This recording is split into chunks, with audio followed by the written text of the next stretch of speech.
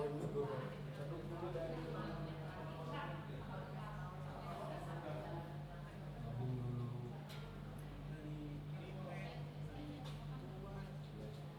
Beli speaker, beli soundcard. Beli soundcard malah yang itu yang berdua. Pas gue banyak besar lah.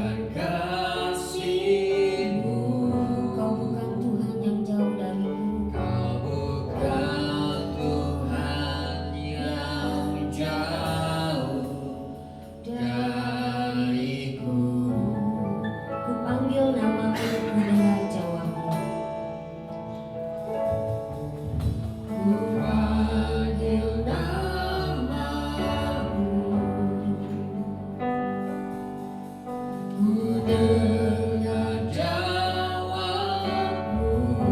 Kau Tuhan yang selalu dengar seruan hatiku, yang selalu dengar seruan hatiku. Sungguh indah Kau Tuhan, sungguh indah Kau Tuhan, penuh kasih dan sayang, penuh kasih dan sayang. Kau tempat penghiburan, Kau tempat penghiburan bagi setiap hati yang terluka.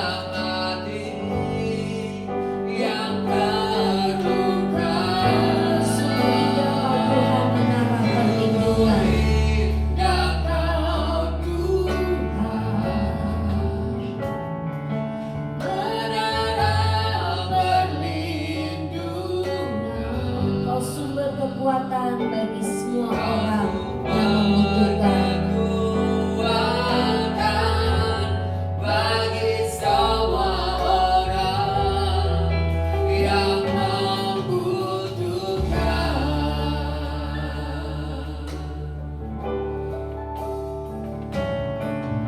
Ku cari wajah-Mu, temukan kasih-Mu, temukan kasih-Mu.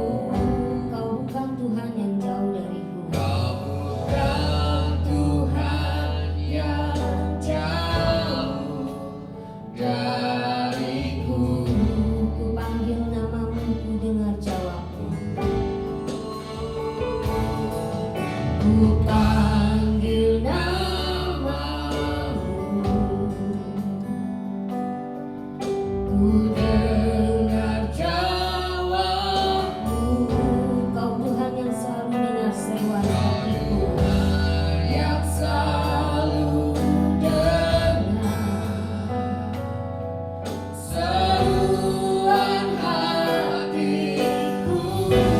Sungguh indah Kau Tuhan, indah Kau Tuhan, penuh kasih dan sayang, penuh kasih dan sayang. Kau tempat penghiburan bagi setiap hati yang terluka. Bagi setiap hati yang terluka. Sungguh indah Kau Tuhan, menara perlindungan.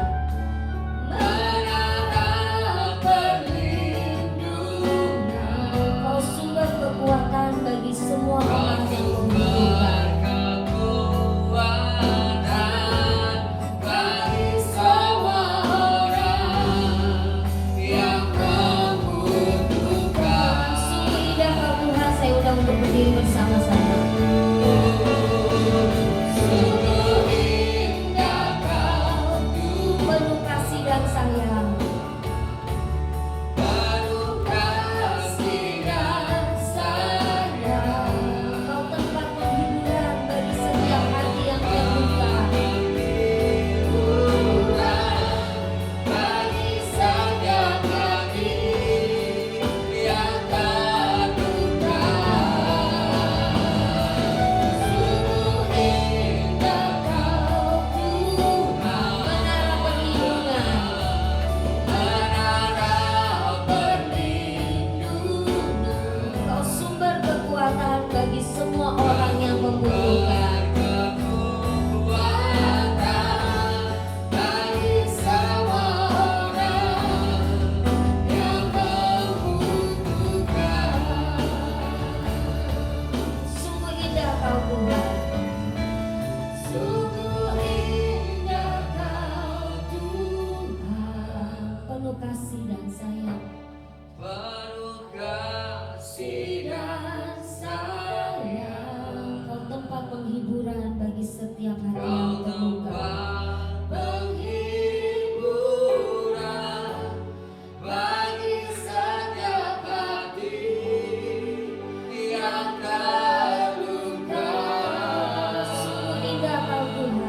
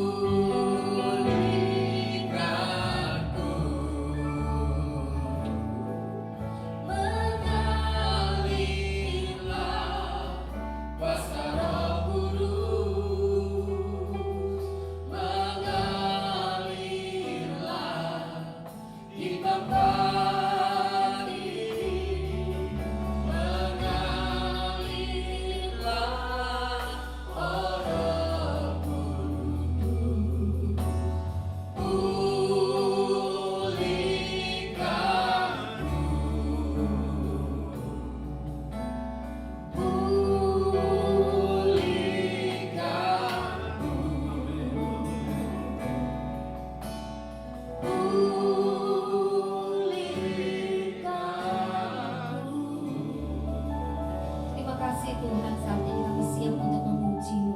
Dalam nama Yesus yang percaya katakan amin. Biarlah roh kita tetap menyala dan tetap disatukan oleh Tuhan. Amin.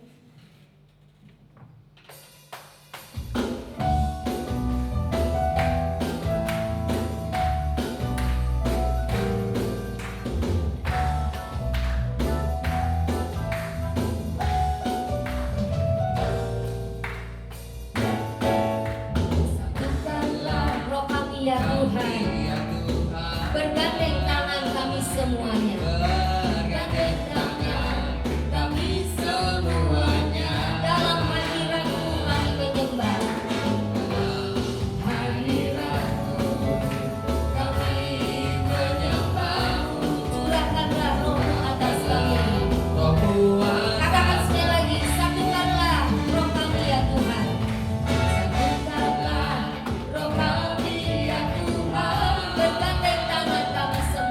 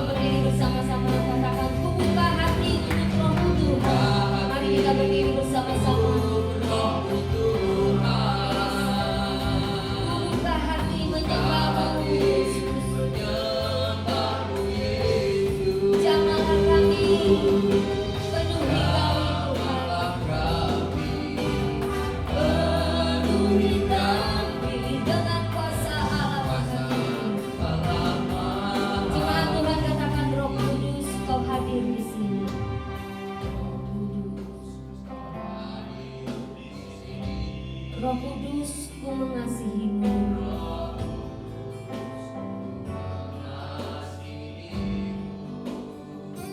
Kau lembut, kau manis, kaulah penghiburku, penolongku diutus Bapakku. Diutus Bapakku, buka hati untuk Kau Tuhan, buka hati menyembah Yesus, buka hati menyembah Yesus. Jamahlah kami, penuhi kami, jamahlah kami, penuhi kami dengan kuasa Allah Maha Tinggi.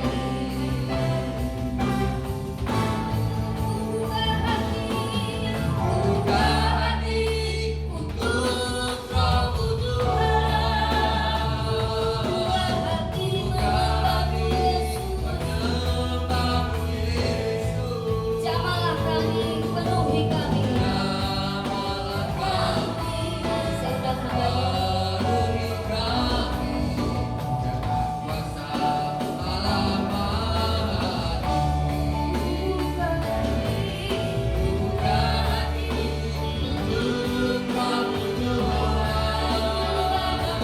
buka hati menyembah Yesus. Jamahlah kami, penuhi kami, jamahlah kami, penuhi kami dengan kuasa Allah Maha Tinggi. Jamahlah kami, penuhi kami dengan kuasa Allah Maha Tinggi.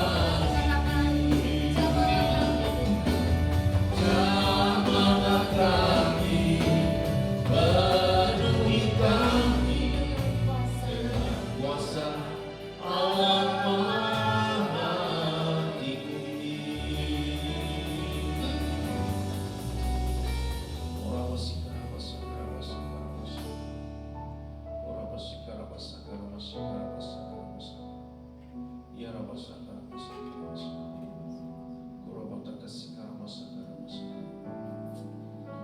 Roh Kudus, biar hari ini, saat ini Kau melawat kami pribadi lepas pribadi ya Tuhan. Seperti pujian kami naikkan Tuhan, pulihkan kami, lawat kami, jamah kami Tuhan. Tanpa kuasa-Mu kami bukan apa-apa. Tanpa kuasa-Mu kami gak mampu melakukan apa-apa Tuhan.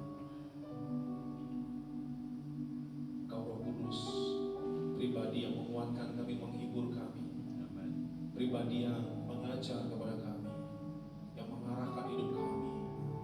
Oh Rama Syakarama, terima kasih Tuhan Yesus. Terima kasih buat Roh-Mu yang luar biasa. Oh Rama Syakarama, Syakarama, Syakarama. Biarlah Tuhan pada saat ini Tuhan kami yang datang dengan hati lesu, Tuhan berikan kekuatan yang baru dalam nama Yesus Kristus. Oh Rama Syakarama ya Allah. Dalam nama Yesus Kristus, Engkau yang lemah dapat kekuatan yang baru. Engkau yang susah dihiburkan dengan kuasa Roh Kudus. Dalam nama Yesus. Engkau yang hari ini mengalami pintu-pintu tertutup dalam bisnismu dan rumah tangga dalam kehidupan. Roh Kudus akan membukakan jalan bagimu. Kalau Tuhan sudah membuka pintu, siapa yang dapat menutupnya? Kalau Tuhan sudah mengangkat kita, siapa yang dapat merendahkannya? Tidak ada. Karena Tuhan adalah Tuhan atas segala Tuhan.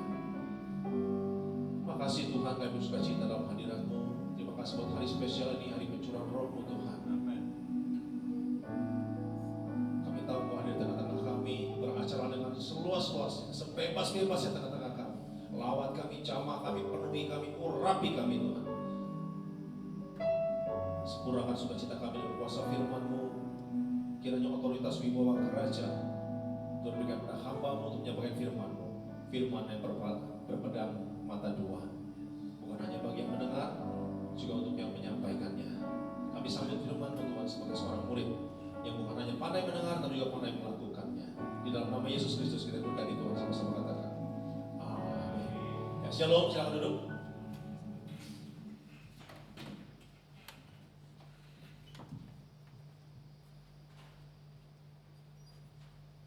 Terima kasih. kasih buat Bapak Gembala yang sudah mengundang saya.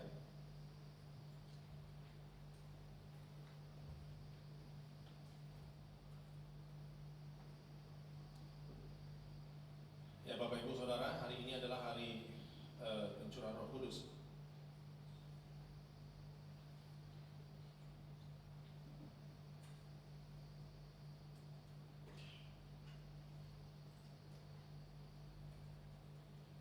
Sebentar ya, buat saya baca.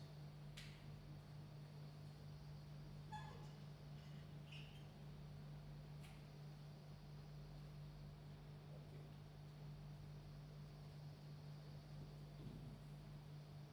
Hari ini hari pencurahan Roh Kudus. Judul khotbah saya adalah The Holy Spirit Change Everything. Jadi Roh Kudus mengubah segala sesuatunya. Terambil dari Kisah Rasul pasal yang ke-1 ayat yang ke-8, demikian firman Tuhan. Kisah para Rasul pasal ke-1 ayat yang ke-8, demikian firman Tuhan. Nanti Ibu Gem boleh dibagi juga apa-apa di grup gereja. Kalau ini iya PPT-nya. Demikian Kisah para Rasul pasal pertama ayat ke-8. Tetapi kamu akan menerima kuasa kalau Roh Kudus turun ke atas kamu dan kamu akan menjadi saksiku. Ya, demikian firman Tuhan dikatakan, tetapi kamu akan menerima kuasa kalau Roh Kudus turun ke atas kamu dan kamu akan menjadi saksiku.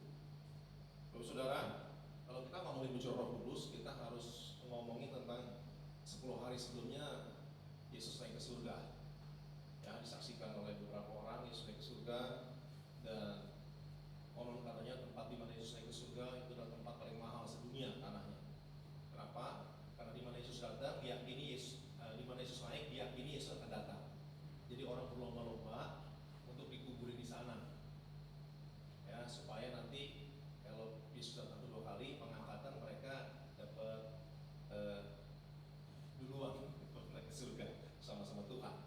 Ya. Lalu mundur ke 40 hari sebelumnya, jadi 50 hari kan Pentakosta 50 hari, mundur 50 hari sebelumnya, itu adalah bicara tentang kematian Kristus. Ya, kematian Kristus. Lalu hari ketiga kebangkitan. Terus hari ke-40 kenaikan, hari ke-50 pencurahan Roh Kudus. Ya. Nah, saudara, bahwa semua orang itu mati. Ya, semua orang lahir dan mati, tetapi hanya Yesus yang bangkit. Betul ya? Orang-orang besar, Genghis Khan itu orang besar penakluk dunia.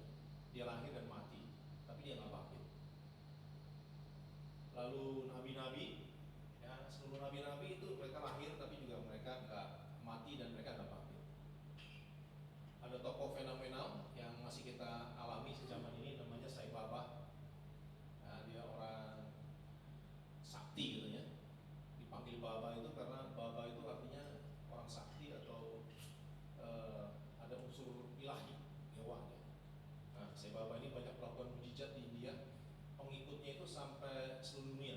Jadi banyak orang Indonesia datang ke sana untuk sembahyang ke Sai Baba ini, yang nyari kekayaan dan lain-lain. Akhirnya Sai Baba mati dan Sai Baba nggak bangkit lagi. Ya. Gitu. Dan terakhir katanya Sai Baba ini ternyata banyak melakukan trik-trik sulap yang dibongkar sama para ahli sulap dibongkar. Lalu ada lagi namanya Master Cheng Yen. Ya, Master Cheng Yen ini juga udah mati. Dia orang Taiwan yang lalu mendeklar dirinya sebagai Buddha ketiga. Ya, setelah Siddhartha Gautama, dia Buddha, dan dia bisa nitis kapan aja, bisa lahir kapan aja, bisa mati kapan aja, konon kata dia. Lalu karena dia ajarannya dianggap berbeda dengan masak-masak yang ada di Taiwan, lalu diusir, pindah ke Amerika. Ya, Master Cheng Yen ini juga punya murid luar biasa. Saya tahu Master Cheng Yen ini karena saya punya teman Aceh-Aceh, orang Medan, itu muridnya dia. Jadi kalau pertemuan di Hongkong pergi nih, itu sakti banget katanya. Sakti, sangat sakti banget, benar-benar sakti. Dia pernah waktu dia sakit kayak serangan jantung itu, dia baca mantra, tangannya beginilah ya kalau orang itu. Dia baca mantra, katanya Master Cheng Yen datang belain dia, menurut dia. Ya, sakti sekali. Itu kalau dia lagi bikin tanda kutip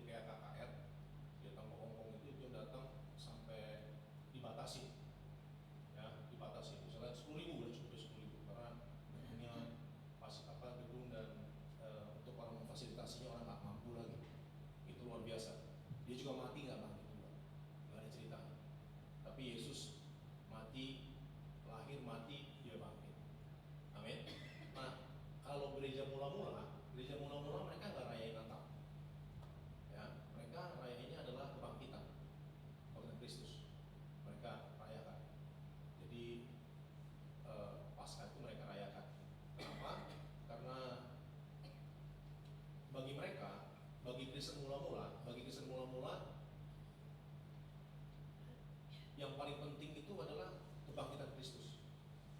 Paulus bilang kalau Kristus nggak bangkit, sia-sialah katanya pelayanan kami, sia-sialah pemberitaan Injil kami kalau Kristus nggak bangkit.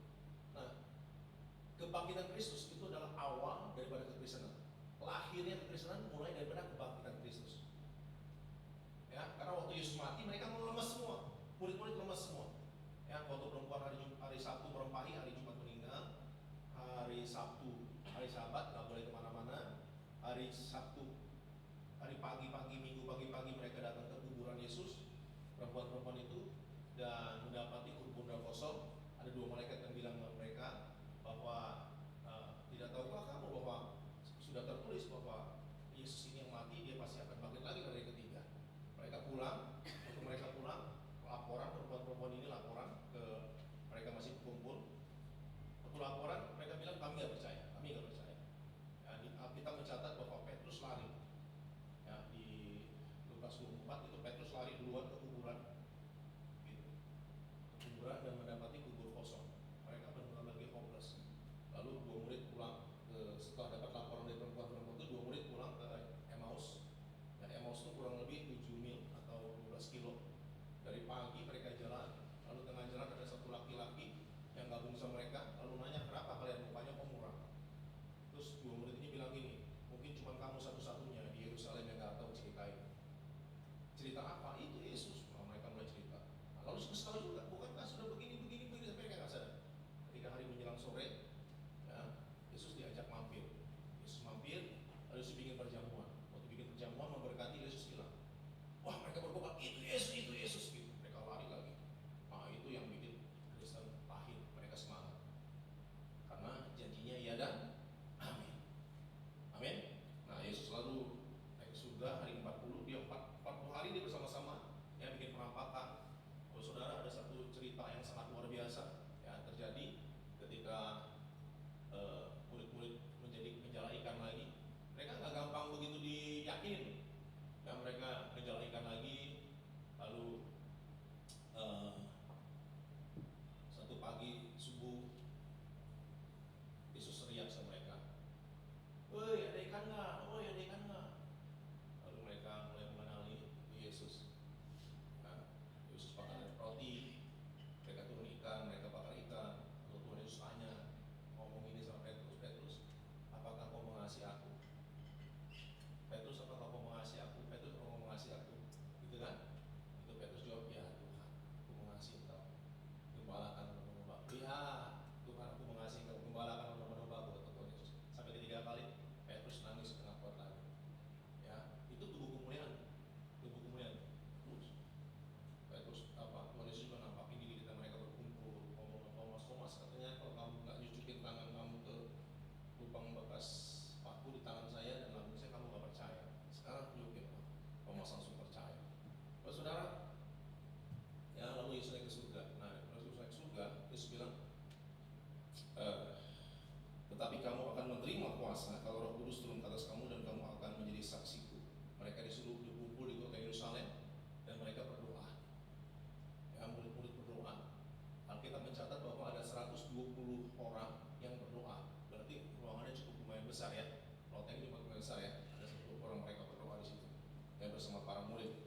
Lalu mereka dilawat oleh Roh Kudus. Nah, hari ini kita akan belajar tentang ya bagaimana kita mendapatkan kuasa yang kita miliki dan untuk apa kuasa itu. Bagaimana kita mendapatkan kuasa dan apa yang seharusnya yang kita lakukan dengan kuasa itu.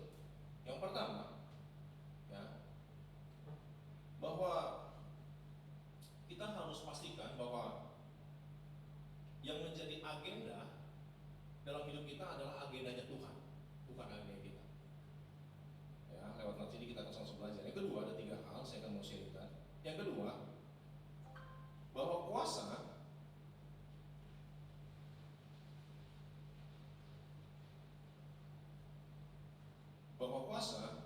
ya, Roh Kudus itu bisa mengubahkan kita.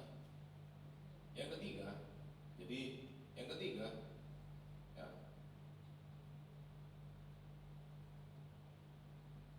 bagaimana kita berjalan dalam identitas kita yang baru dalam kuasa Roh Kudus.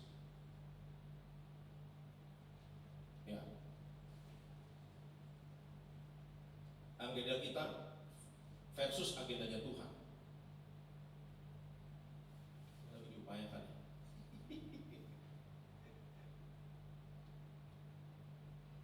Yang pertama, agendanya kita versus agenda Tuhan. Ya, murid-murid bilang begini kepada Tuhan Yesus, Tuhan, maukah Engkau pada masa ini memulihkan kerajaan Israel bagi Israel? Tuhan, maukah Engkau pada masa ini memulihkan kerajaan bagi Israel? Itu pertanyaan murid. Ya, nah murid itu punya agenda sendiri. Agendanya dia adalah, pikirannya dia adalah Tuhan Yesus datang sebagai orang yang sakti seperti Elia, Elisa, seperti Musa atau seperti Daud, memulihkan, memerdekakan kerajaan Israel, bangsa Israel dari penjajahan. Itu pikiran mereka. Jadi penjajahan hari itu bangsa Israel sedang dijajah. Nah, mereka berpikir bahwa Yesus ini datang akan menyelamatkan secara jasmani, membangkitkan kerajaan. Ya, karena Yesus itu kan kesaktiannya itu dimiliki oleh nabi-nabi sebelum. Ya, misalnya apa? Alam semesta tunduk sama dia. Sedang mereka dijajah ini kan mereka menantikan menolong pahlawan loh untuk merdeka kan, gitu. Nah, waktu Yesus datang, alam semesta tunduk sama dia. Ya, alam semesta dibentuk, teduh, dibentak sama dia, teduh langsung. Luar biasa. Orang buta bisa melihat, orang lumpuh berjalan, orang mati dibangkitkan. Wah, mujizat banyak terjadi dalam kehidupannya. Luar biasa sekali Tuhan Yesus ini. Ya, nyari ikan nggak dapat, tebarkan jala ke sana. Oh, ikannya banyak, dapat banget, banyak banget. Pokoknya sakti sekali, luar biasa sekali. Tahu segala sesuatu. Nah, mereka punya harapan bahwa Yesus akan membangkitkan kerajaan bagi Israel. Itu ceritanya. Jadi mereka punya agenda sendiri. Ya.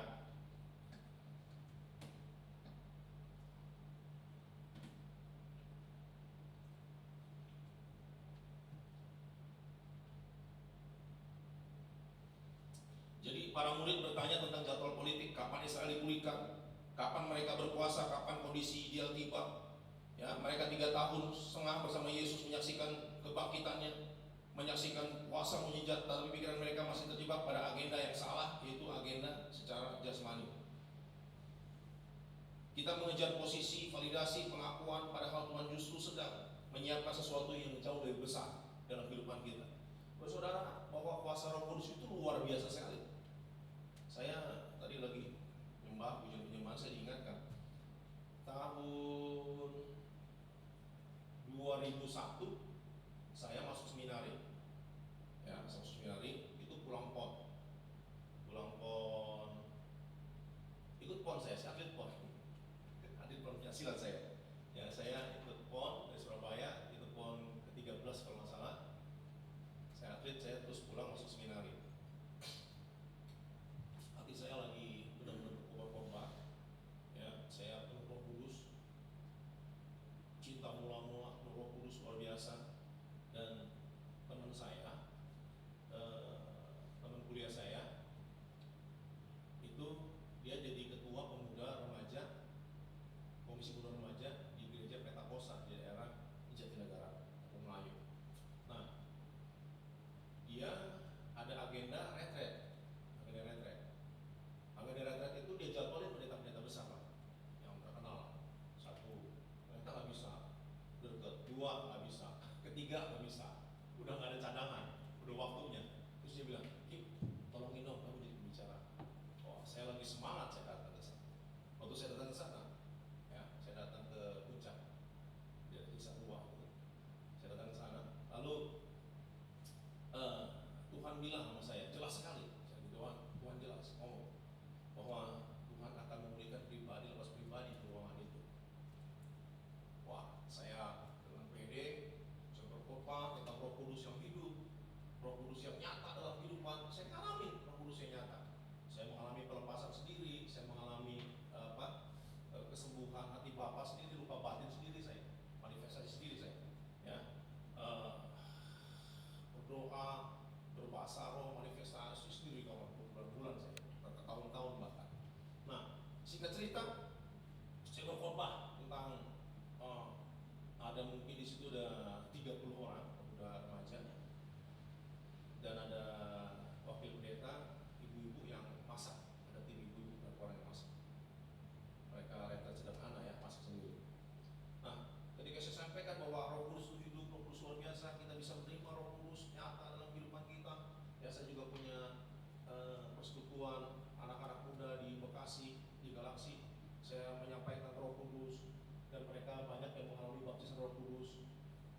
lagi baca Alkitab, ngalamin baptis Roh Kudus, lagi nyanyi, lagi naik motor, lagi di sekolah, ngalamin baptis Roh Kudus. Jadi baptis Roh Kudus bisa di mana aja baptis Roh Kudus. Baptis Roh Kudus terjadi hanya satu kali, tapi kepenuhan berulang-ulang.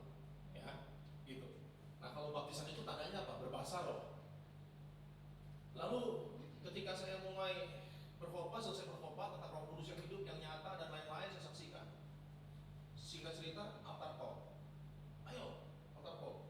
Ya, baptis Roh Kudus. Yang sudah dibaptis Roh Kudus, minta penuh Roh Kudus hari ini. Gitu kan? Kalau yang belum dibaptis Roh Kudus, minta baptis Roh Kudus. Oh, udah selesai. Selesai sudah teriak-teriak, tidak terjadi apa-apa. Tidak terjadi apa-apa. Pengennya kita kan jadi hamba Tuhan bicara ada manifestasi dong. Ada yang teriak, ada yang nangis, ada yang tertawa, ada yang lompat-lompat gitu kan, ada yang guling-guling. Ini enggak, senyap. Senyap. Ini gereja Pentakosta, bukan gereja GKI. Ya, senyap. Terus saya bilang, sesi kedua ketika selanjutnya saya begitu kecewa, sedih. Saya kayak rasa gimana gitu ya, kayak orang kayak orang tuh mukul angin gitu, kayak sia-sia saya lakukan. Terus saya bilang, saya minta ruangan dong untuk berdoa. Nggak ada ruangan untuk berdoa, tapi ya ruangan tidur anak-anak itu satu dikosongin buat saya berdoa. Saya berdoa, terus saya berdoa. Ya, sampai sesi lama saya berdoa. Terus sesi selanjutnya saya hadir, saya ngomong sama Tuhan. Tuhan, ini gimana sih Roh Kudus? Saya ngomong tentang Tuhan yang nyata, bla bla bla bla, tapi nggak ada apa-apa, nggak ada lawan, nggak ada apa. Saya masuk, saya komplain lah sama Tuhan. Lalu saya keluar untuk sesi kedua. Sesi kedua kayaknya bilang gini, teman-teman ada yang ngalamin kesaksian nggak sama Tuhan tadi secara pribadi? Terus diam semuanya. Begitu diam gini. Kalau gitu saya mulai dari saya. Tadi Tuhan datang sama saya, nampak jelas di depan saya, bilang begini, Kristi, kamu harus ampuni. Saya ingat tuh namanya Kristi ya. Kristi, kamu harus ampuni, harus melepaskan pengampunan kepada orang yang menyakiti kamu. Disebut, dikasih filmnya, Kristi bilang begitu.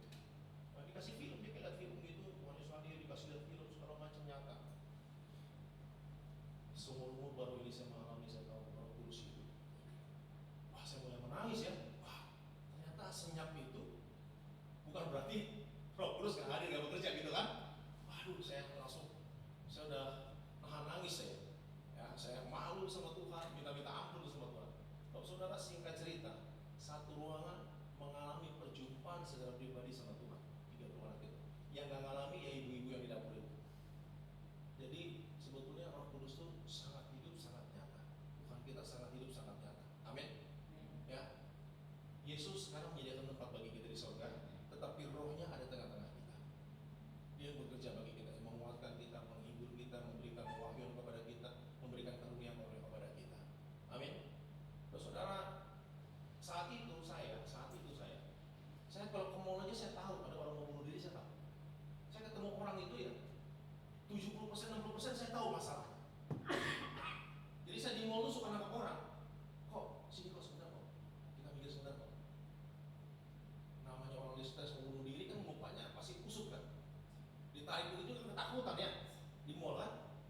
Saya bilang kok nggak baik kok bunuh diri, nggak boleh.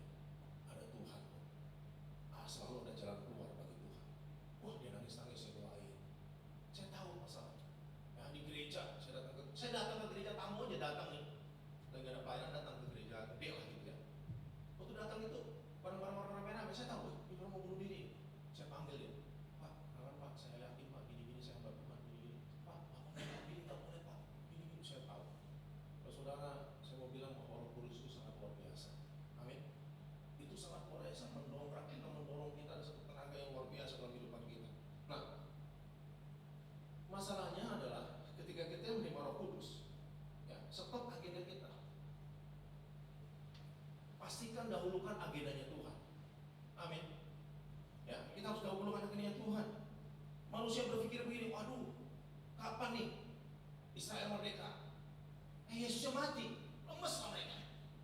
Ya, akhirnya mereka mengerti bahwa Tuhan sedang memberikan kerajaan-kerajaan yang akan datang. Amin. Ya, bagi kita. Nah, stop mengejar posisi, validasi, ya, pengakuan dari orang, stop. Saya dulu masuk orang yang diikut-ikutin orang, saya nggak mau.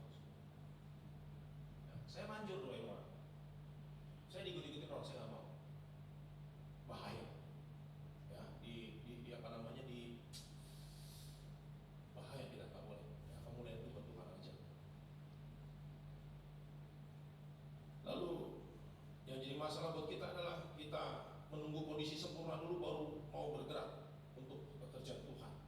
Hari ini biarlah kita hanya menjadi seperti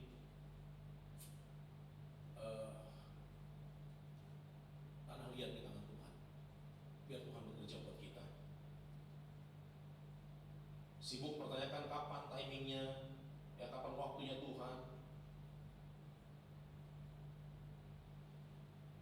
Jadi Tuhan Yesus tidak menjawab pertanyaan Tuhan maukah engkau pada masa ini memulihkan ya kerajaan bagi Israel. Tuhan gak jawab itu ya, karena itu tidak relevan.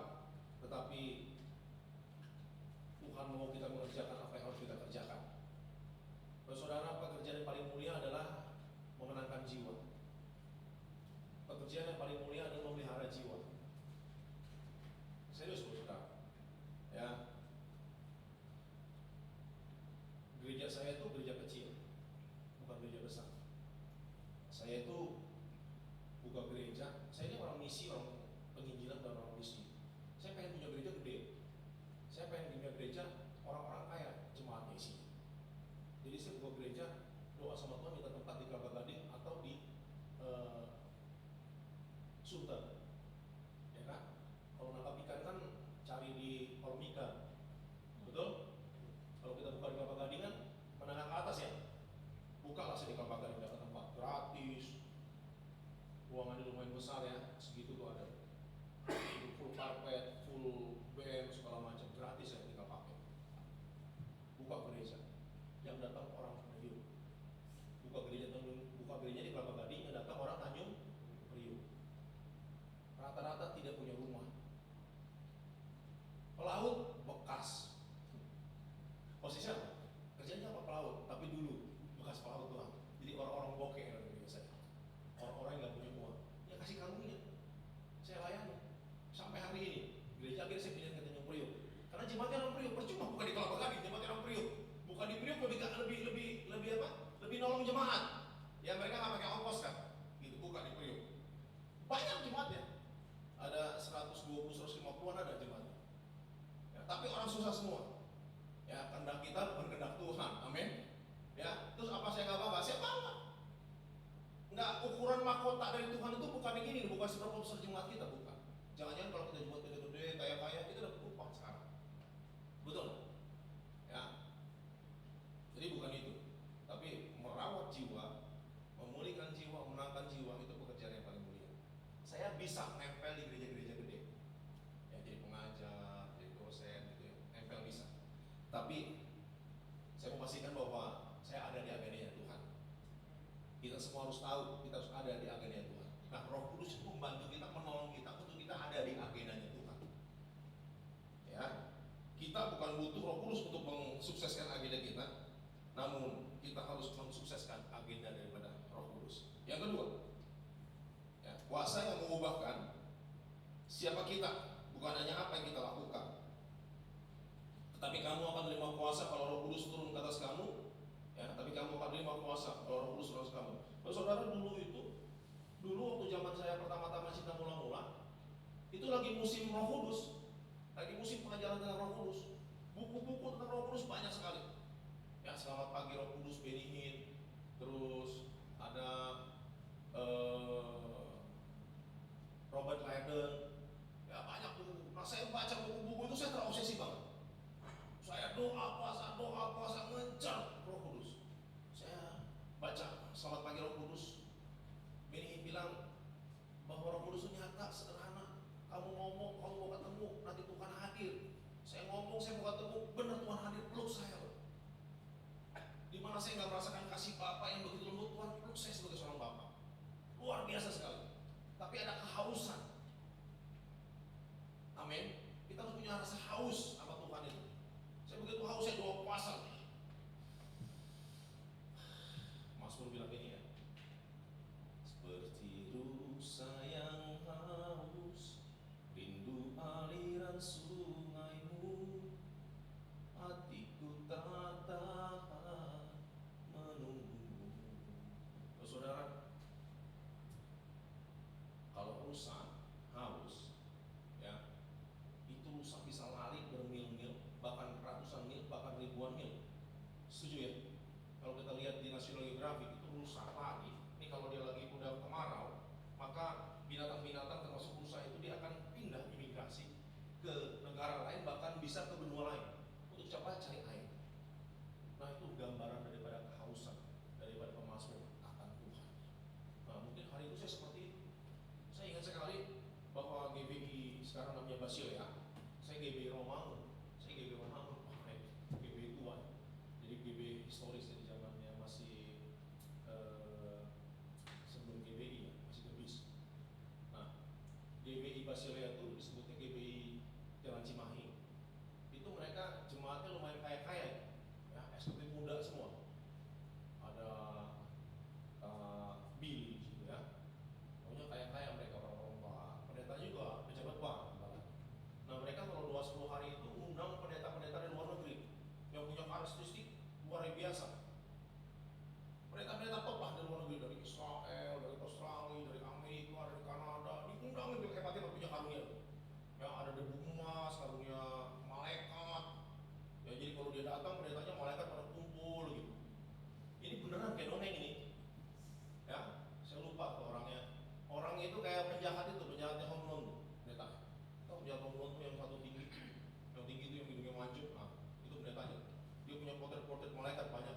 Dia kalau khotbah bisa bully-bully, ini ada malaikat apa gitu. Itu urapan 10 hari luar biasa. Nah, saya datang saya dilawat gitu. Saya ingat teman-teman saya, angkatan saya, yang hari itu pada datang, hampir semua jadi pendeta dilawat Tuhan. Gitu. Termasuk Pak Michael tuh, Pak Michael kayak BBC lain teman, ya. Pak Michael semua rata-rata jadi pendeta, dilawat 10 hari. Nah, dia tiap tahun undang terus datang. Nah, saya itu ngalamin Tuhan di situ luar biasa, kalau saudara. Tetapi nggak perlu yang mewah-mewah pendeta yang luar biasa. Kalau bapak saudara punya kerinduan, bapak saudara dapat Roh Kudus. Karena itu janji, ya, itu janji Tuhan sama kita. Murid-murid suruh tunggu, mereka tunggu, lalu mereka doa 10 hari, ya hari ke-50 sebelum Pentakosta itu, gitu ya, terjadi satu tiupan angin, seperti angin, lalu mereka kepalanya menyala seperti kebakar api gitu, mereka lalu berbahasa roh, mereka mulai teriak-teriak, ya kan, ada golongan lain katanya Roh Kudus tertib katanya gitu, tapi Alkitab catat bahwa mereka teriak-teriak sampai orang di bawah dengar. Begitu ya ceritanya kan? Mereka bilang ngapain? Mereka mabuk ya. Pagi-pagi masih mabuk, udah mabuk sama anggur katanya gitu. Ya, tapi Petrus maju ke depan, dia turun ke bawah, dia berkhotbah, dia kutip kitab Yoel, 3.000 orang bertobat terima Yesus. Gitu. Luar biasa. Jadi kuasa Roh Kudus memampukan dia untuk berkhotbah dengan kuasa. Amin. Itu luar biasa. Ya. Dan kalau bilang tertib nggak tertib, tertibnya ukurannya di mana? Saya nggak ngerti. Tapi yang jelas mereka itu teriak-teriak, mau tidak Roh Kudus. Nah, setelah Yesus menolak jawaban pertanyaan mereka, ia langsung berikan sesuatu yang jauh lebih penting, sebuah janji yang mengubahkan segalanya.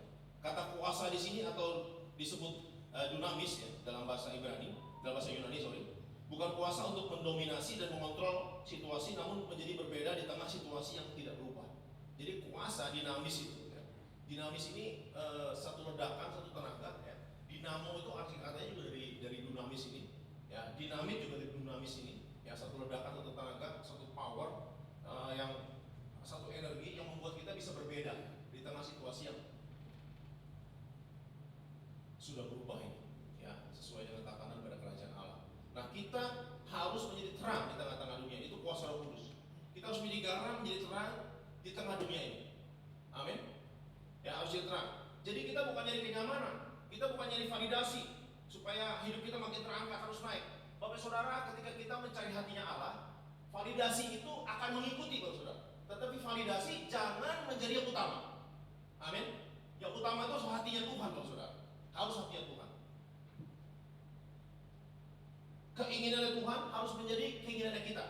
Jangan keinginan kita paksa jadi keinginan Tuhan. Tuhan saya pengen begini, Tuhan saya mau begini, Tuhan mau begini, bukan begitu. Tapi Tuhan ini aku hamba, apa yang harus aku lakukan sesuai dengan maumu. Di kehidupan sehari-hari, ya, hidup jujur, tidak korupsi, ya, berhikmat, melayani dengan tulus. Ada nggak ada orang tetap melayani Tuhan?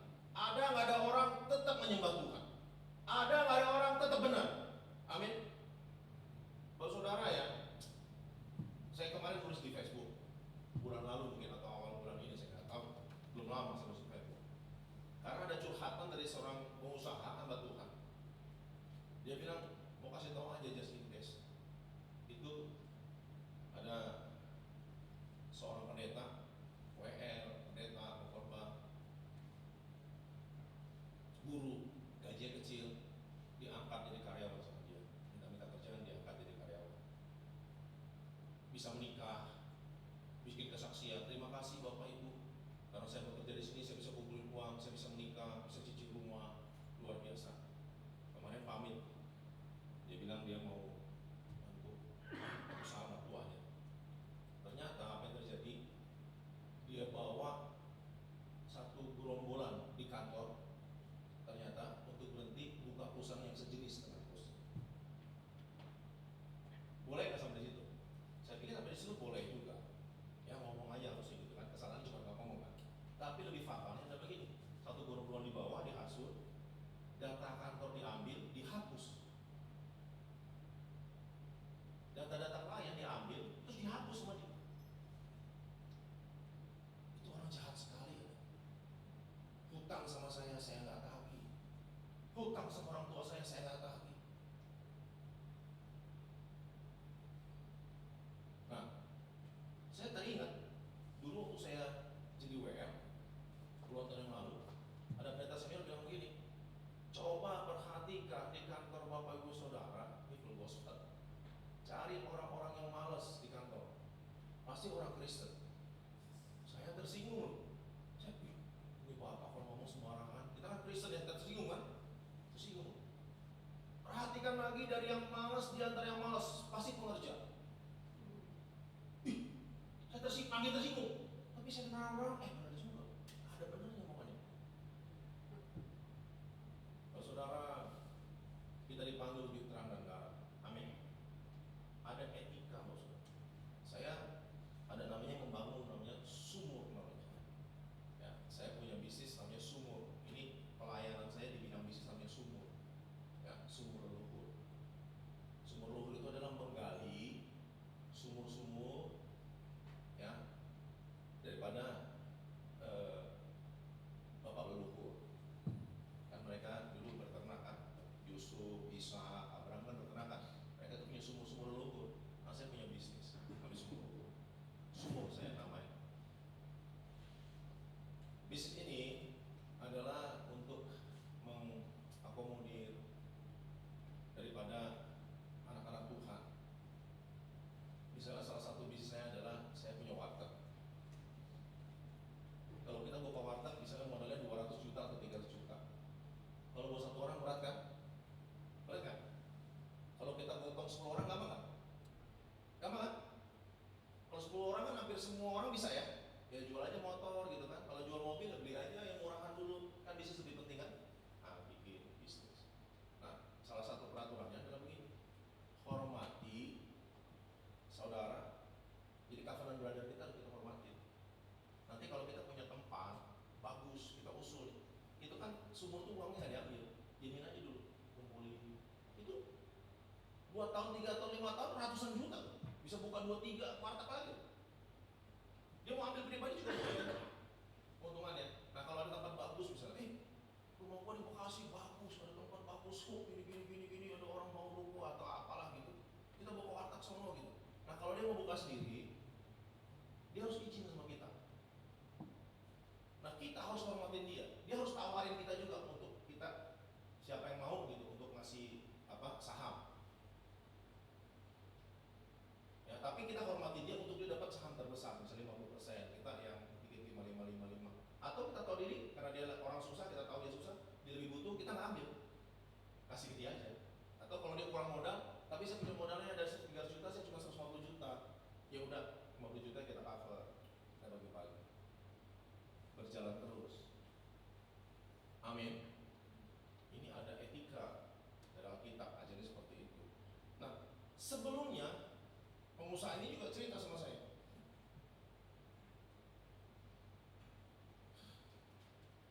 Dia usaha pameran. Lalu ada peserta pameran nitip barang, nitip minyak sama dia. Ya, berdus-dus untuk satu mobil. Hilang. Begitu orang yang mau demonstrasi, ya mau bagi-bagi ke peserta pameran yang mau pakai minyak dikasih gratis gitu, cuma tinggal sebut produk dia gitu kan, sama dia mau demonstrasi minyaknya mana? Hilang. Disusulin loh. Siapa yang nyuri? WL terkenal, karyawannya juga. WL terkenal. Wow, mengerikan ya. WL terkenal. Saya sampai shock loh. Wah, saya suka loh dia kalau mimpin pujian, suaranya bagus, dia nyanyi, saya suka sekali. Nyuri loh saudara. Beserta dengan beberapa temannya, Kristen semua. Bos bingung dong. Kalau nggak dihukum, nanti katanya perusahaan nggak punya kewibawaan kan? Nanti yang lain bisa jalan terus. Singkat cerita lapor ke polisi, tangkap ada 4-5 orang ditangkap. Jadi ceritanya begitu udah ketahuan minyak, ternyata bukan minyak yang dicuri, banyak yang dicuri. Jadi selama kerja ini nyuri gitu. Kalau udah ketangkap kan langsung disusulin terus kan, masukin ke penjara. Isi nangis-nangis. Ibu saya mau akhiran, tinggal 2 hari lagi akhiran. Aduh itu suami saya gimana di penjara, gitu-gitu. Ya akhirnya dikeluarin juga. Ya. Nah, saudara, bukan itu Tuhan mau, tapi dimanapun kita berada, kita menegakkan Injil Kerajaan Allah. Amin. Dimanapun kita berada, panji Kerajaan Allah kita tegakkan. Dengan apa? Dengan kejujuran. Alkitab bilang kalau kita suruh jalan 1 mil, jalan 2 mil. Amin. Kasih lebih dari ekspektasi. Itu orang Kristen. Melayani dengan lebih serius, mengasihi. Kita ini kalau hamba Tuhan, ya hamba Tuhan, kalau diundang full gospel itu pasti meng-PK kebanyakan. Sekarang rumah saya jauh Pak, di Bekasi ujung, udah masuk Bogor sekarang. Saya tinggal. Diundang sama full gospel, saya semangat saya layani.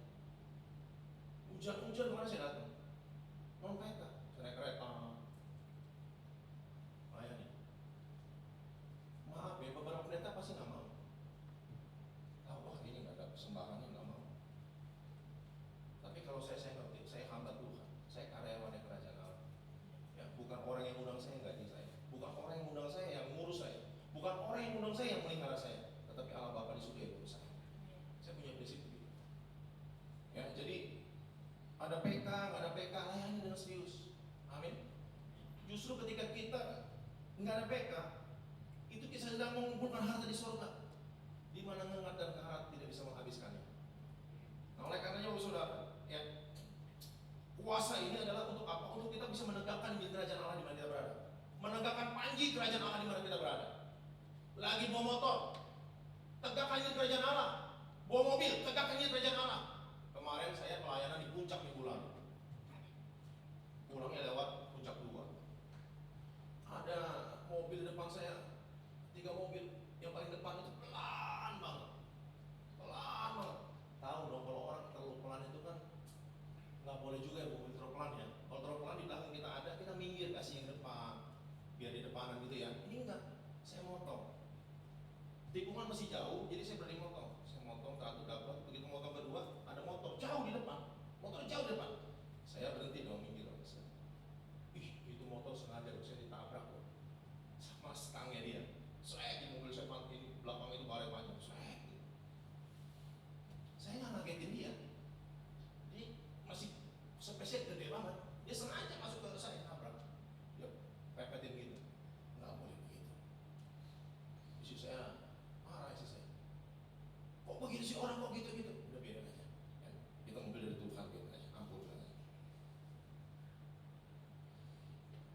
Nggak boleh. Amin. Jadi lagi bawa mobil juga tegakkan di gereja.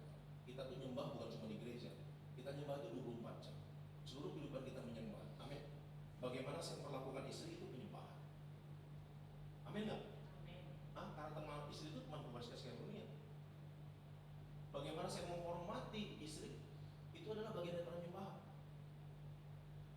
Kira-kira saya tanya. Ya. Di WL suaranya bagus,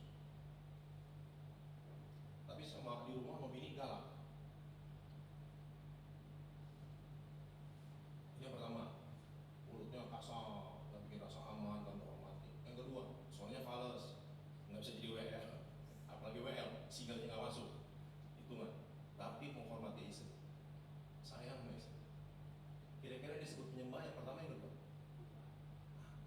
Karena menyembah itu bukan bicara soal nyanyi, tapi menyembah itu bagaimana kita menyelenggarakan seluruh aspek kehidupan kita untuk memuliakan Tuhan. Setuju? Lagi pacaran juga memuliakan Tuhan, bos. Amin. Lagi bekerja juga memuliakan Tuhan. Ya coba contoh dua itu kasihan banget pengusaha yang menolong. Karena saya bilang ya udahlah, besok-besok kalau kerja cari karyawan jangan kristen-kristen rendah. Kalau kerja mah profesional aja. Nanti punya berkat bagi gereja kasih gua nggak apa-apa. Ya, emang orang gereja begitu tuh. Ya, makin dia rohani, makin tinggi jabatannya, kelihatannya makin bagus gitu. Padahal mah makin minggir, pintar nutupin kejahatan. Ya, ini luar biasa. Data klien diambil semua, terus dihapus semua dia. Itu laporan ke polisi bisa loh. Bisa tak lapor gitu? Bisa. Buktinya ada semua karyawan, ada bukti. Terus jadi klaim buka perusahaan ternyata. Waktu bubaran saya masih ada di situ tuh dengar ceritanya. Itu lagi nangis-nangisan di kantor tuh pada perpisahan tuh. Wah, bikin drama ya perpisahan di kantor nangis-nangis. Ternyata udah punya perusahaan baru. Jadi marketing diangkut semua sama dia. Data klien dihabisin semua, dihilangin semua, dihapus. Itu kan waktu dia kerja dapat data-data. Pun kalau itu data-data dari dia, kan waktu dia kerja dia dibayar untuk cari data-data itu. Betul nggak? Kalau berhenti, ya itu data punya perusahaan. Kalau mau ambil aja, tapi jangan diblok loh, jangan sampai dihapus loh. Keterlaluan kan? Aduh, bawa, ngeri. Nggak boleh begitu.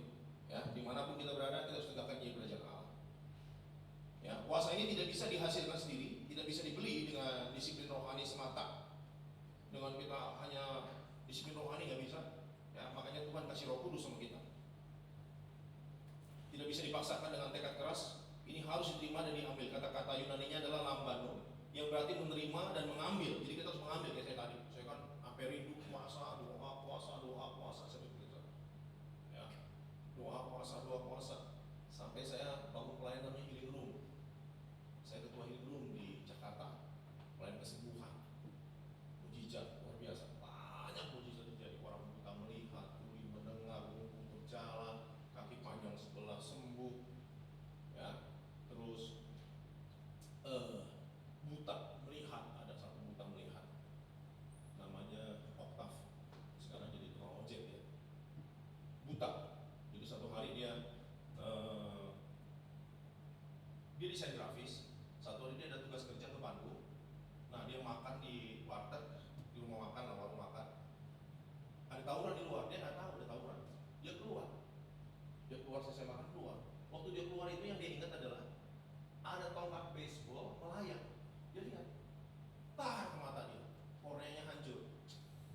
Sejak hari itu Oktav buta nggak kerja di rumah aja. Ketemu saya daftar. Kita nanti terus ya, kakak doa puasa buat kamu doa puasa buat diri kamu. Kita nanti terus lah.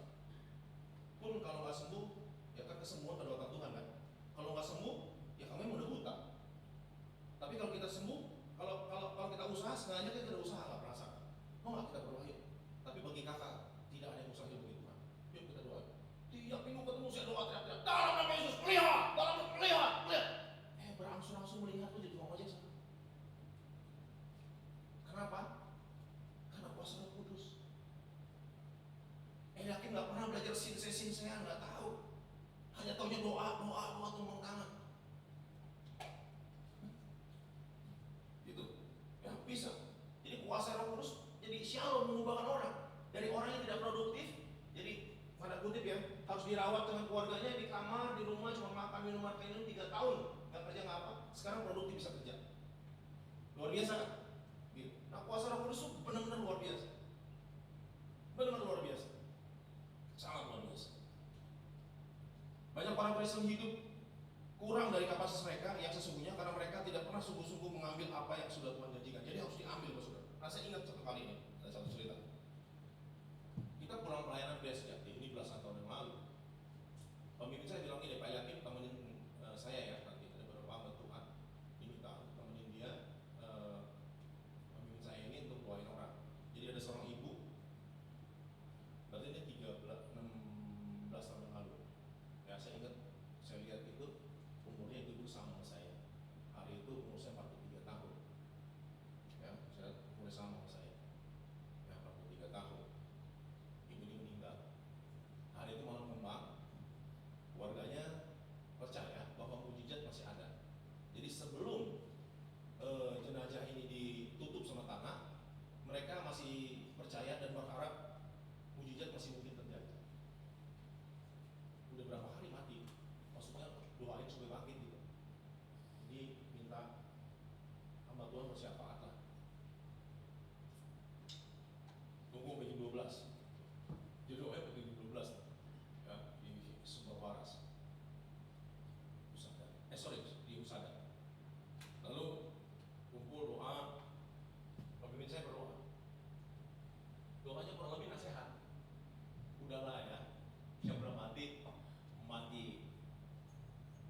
ikhlasin aja kalau begitu isi doa.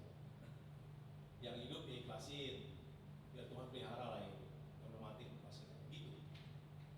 Saya nggak terima karena kita itu diminta untuk berdoa syafaat mujizat untuk kesembuhan ibu ini, buat kebangkitan ibu ini. Ya soal bangkit nggak bangkit kan urusan Tuhan.